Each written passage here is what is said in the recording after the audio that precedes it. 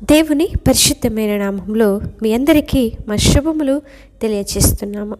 ఈరోజు దేవుని వాగ్దానము, దేవుణ్ణి ప్రేమించే వారికి అనగా ఆయన సంకల్పము చొప్పున పిలువబడిన వారికి సమస్తమును సమకూడి మేలుకై జరుగుచున్నవని ఎరుగుదుము.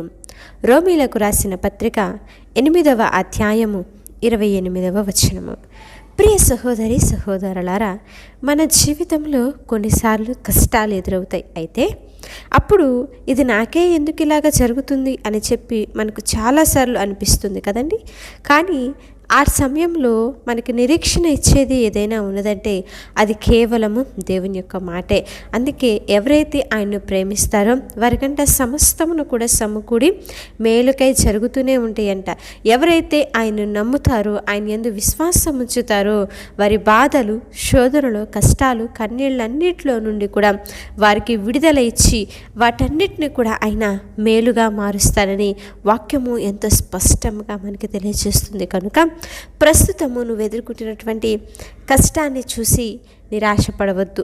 ఎందుకంటే నీ పట్ల దేవుని యొక్క ప్రణాళిక చాలా గొప్పగా ఉన్నదన్నటువంటి విషయమును గుర్తుంచుకోవాలి. ఆయనకు మన భవిష్యత్తు ఏమిటో పూర్తిగా తెలుసు. ఈరోజు జరిగే నష్టము ఒకవేళ రేపటి లాభానికి పునాది కావచ్చు. కనుక విశ్వాసముతో మనమందరము కూడా దేవుని సన్నిధిలో ఓపిక కలిగి ఎదురు చూసేవారిగా ఉండాలి. మన జీవితంలో అనుకోని కష్టాలు, నష్టాలు ఎదురైనప్పుడు ఆయన నన్ను మర్చిపోయాడా, నాకే ఎందుకు ఇలా జరుగుతుందని చాలాసార్లు అనుకుంటాం, బాధపడతాం, దిగులు పడతాం. కానీ దేవుని యొక్క వాక్యము ప్రతి పరిస్థితి వెనక మన కొరకు ఒక అద్భుతమైనటువంటి ప్రణాళికను ఆయన దాచి ఉంచాడు అన్నటువంటి సత్యాన్ని ఈనాడు వాక్యం వింటున్న ప్రతి ఒక్కరు కూడా గ్రహించాలండి. మరి ఒక అబ్బాయి మరి తన తండ్రి బట్టలు నేయటాన్ని చూస్తున్నాడు. మగ్గం కింద కూర్చొని చూస్తున్నటువంటి ఆ అబ్బాయికి కేవలము మరి గజిబిజిగా ఉన్నటువంటి నల్లటి లేకపోతే మిగతా రంగు దారాలు మాత్రమే, మరి ముడతలు మాత్రమే కనిపిస్తున్నాయి. అప్పుడు అంటాడంట ఆ పిల్లోడు తండ్రితో, నాన్న నువ్వేం చేస్తున్నావు, అదంతా కూడా గజిబిజిగా ఉంది, చూడు అసలు ఏం బాగోలేదు అని చెప్పి ఆ కుమారుడు తండ్రితో అంటే, అప్పుడు తండ్రి నవ్వి ఆ పిల్లవాడితో అంటాడంట, చూడు నాన్న, నువ్వు కింద నుండి తప్పుగా చూస్తున్నావు కాబట్టి పైకి వచ్చి చూడు అని ఎప్పుడైతే ఆ తండ్రి బాబుతో చెప్పాడో, మరి ఆ బాబు పైకి వచ్చి చూడగా అక్కడ ఒక అందమైనటువంటి పట్టు వస్త్రము, దానిపైన ఎంతో అందమైనటువంటి డిజైన్ కనిపించింది. అలాగే మన జీవితము కూడా అంతే అండి. మనకు ప్రస్తుతం కష్టాలు, కన్నీళ్ళు మాత్రమే కనిపిస్తున్నాయి. కానీ పైన ఉన్నటువంటి దేవుడు మన జీవితాన్ని ఒక అందమైనటువంటి చిత్రంగా ఆయన మారుస్తున్నాడు అన్నటువంటి సత్యం ఈనాడు గ్రహించాలి.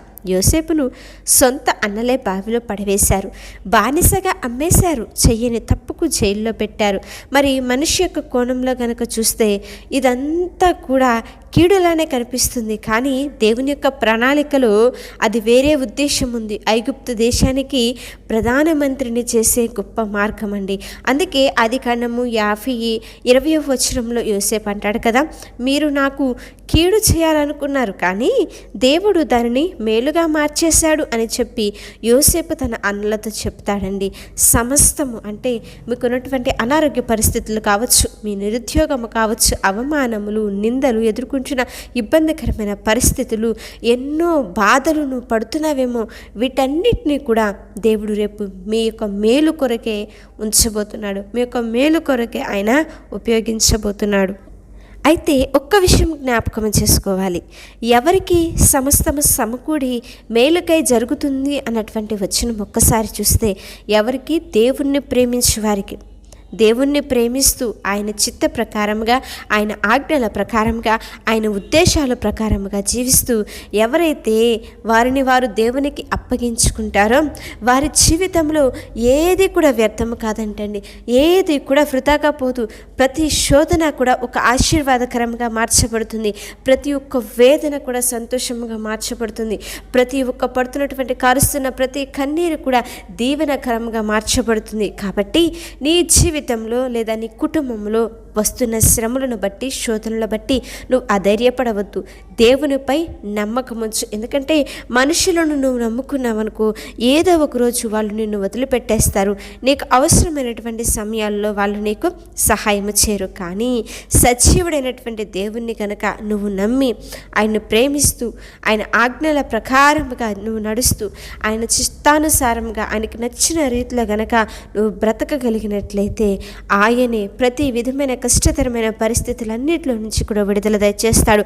కనుక ప్రియ సహోదరి సహోదరులారా, ఈనాడు నువ్వు పడుతున్నటువంటి కష్టము శాశ్వతం కాదని ఎరిగి నీ ప్రతి నిందలన్నిటిని కూడా అవమానములన్నిటినీ కూడా ఆయన ఆశీర్వాదములుగా మార్చబోతున్నాడని ఆయన్ను ప్రేమిస్తూ ఆయన ఆజ్ఞల ప్రకారంగా బ్రతికే వరముగా ఉందాము. చిన్న ప్రార్థన చేసుకుందాము.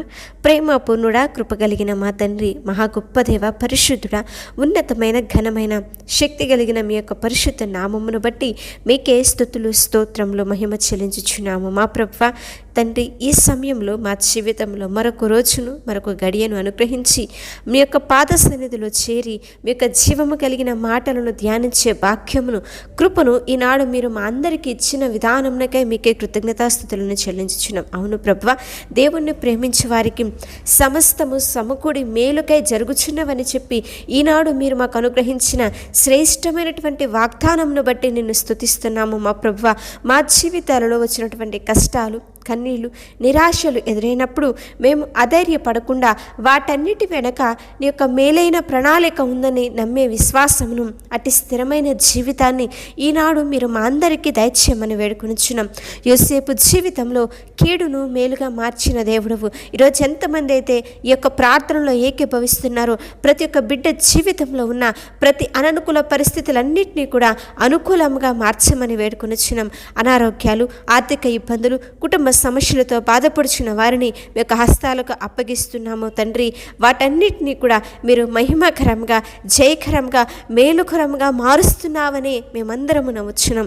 మా హృదయాలలో మీ పట్ల ఉన్నటువంటి ప్రేమను, నమ్మకాన్ని, విశ్వాసమును మరింత బలపరచండి. మీ యొక్క సంకల్పము చొప్పున మమ్మల్ని అందరినీ కూడా నడిపించమని ప్రార్థించుచున్నాము. వాక్యం వింటున్న ప్రతి ఒక్కరి ఎడల మీ ఘనమైన కార్యములు, ఆశ్చర్యమైనటువంటి క్రియలన్నీ కూడా జరిగించి, దీవించి, ఈ యొక్క వాగ్దానంను వింటున్న ప్రతి ఒక్కరి ఎడల సఫలపరిచి, కృప చూపించి, ప్రతి ఒక్కరిని మేలులతో నింపమని సమస్తమైన మహిమ, ఘనత, ప్రభావములు మీకే ఆరోపిస్తూ మా ప్రభువును ప్రేరక్షకుడైన యేసుక్రీస్తు వారి అతి పరిశుద్ధ నామంలో అడిగి వేడుకొని ప్రార్థించుచున్నాము తండ్రి. ఆమేన్. అలాగే మీ ప్రార్థన అవసరతలు తెలియజేయండి. మేమందరము కూడా మీ గురించి ప్రార్థిస్తాం. దేవుని ఉన్నతమైన కృప మీకు, మీ కుటుంబాలకు తోడై ఉండి